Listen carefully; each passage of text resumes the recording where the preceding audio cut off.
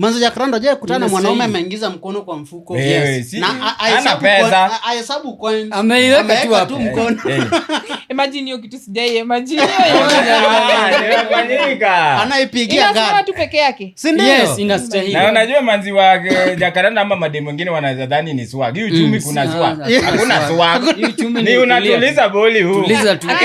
Mtafanya sign nikitembea kwa stage naangalia kila mwanaume ukiingiza so wanawake bwana. Na isikuwa mnanipea bad advice nikienda kucheka mtu anipigwe. Hiyo ni kitu nisipigwe. Ni normal, acha nikwambie, especially mwanaume akivaa sweatpants. Sawa?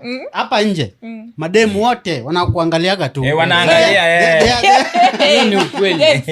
Wana expect something itoke. Hata kwa baraza. Hata kwa baraza ukikuja na sweatpants lazima nikuite kando. Lazima uangaliwe juu. Lazima nikuite. Wengine wanavaa sweatpants. Hakuna maneno yangu itasikizwa kwa hiyo baraza.